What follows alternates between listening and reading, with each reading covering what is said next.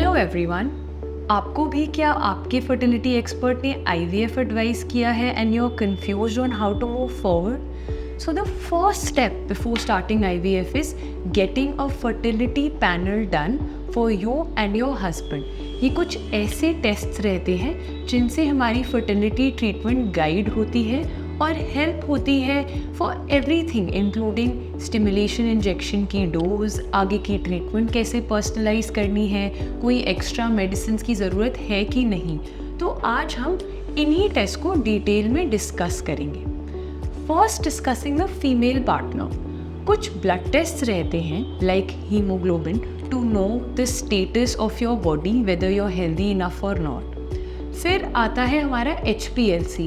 ये एक ऐसा टेस्ट है जिससे पता चलता है कि थैलेसीमिया या कोई और ब्लड डिसऑर्डर, अनीमिया तो नहीं है। फिर हम कराते हैं एक baseline liver function test, kidney function test और शुगर टेस्ट। इन तीनों टेस्ट से पता चलता है whether you are healthy enough to carry a pregnancy और नॉट।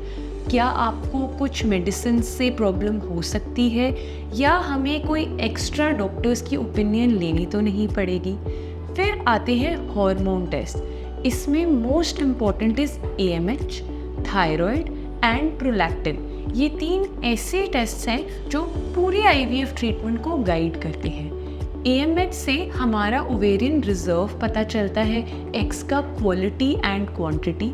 AMH को ऑफ कोर्स हम हमेशा अल्ट्रासाउंड ऑफ डे 2 जिस पे हम एंट्रल फॉलिकुलर काउंट मेजर करते हैं उससे कोरैबोरेट किया जाता है।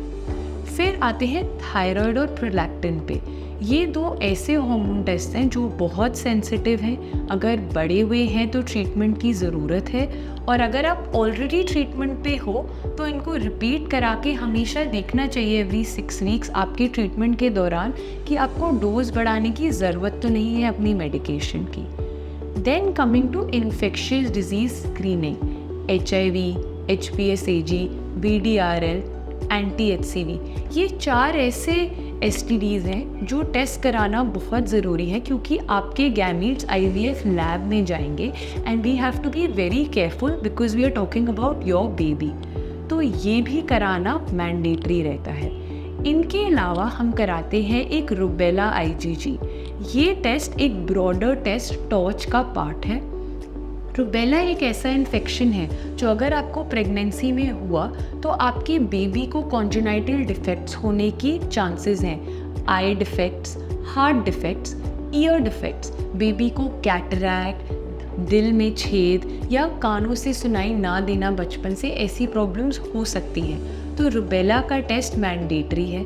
अगर ये पॉजिटिव आ रहा है तो ये बहुत अच्छी चीज़ है, अगर नेगेटिव है then you probably require a vaccine.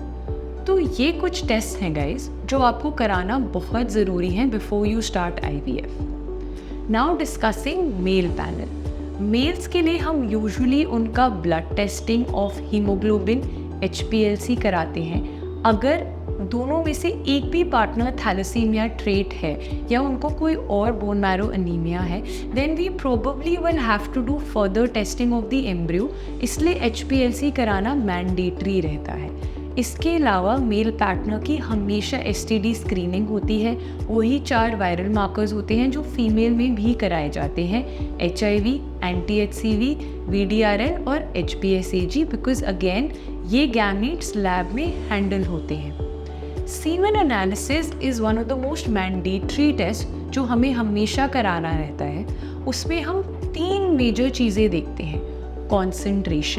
Concentration of the sample has to be more than 16 million per ml. Motility which has to be more than 42% at least, and morphology जिसका minimum criteria है 4%। तो friends ये कुछ ऐसे tests हैं जो कराना बहुत ज़रूरी होते हैं बिफोर यू स्टार्ट IVF। इनसे आपको तो पता चलेगा ही कि क्या आपके बॉडी का स्टेटस है, बट आपके डॉक्टर को समझ आएगा कि आपके IVF के ट्रीटमेंट को आप दोनों के लिए कैसे पर्सनलाइज करना है।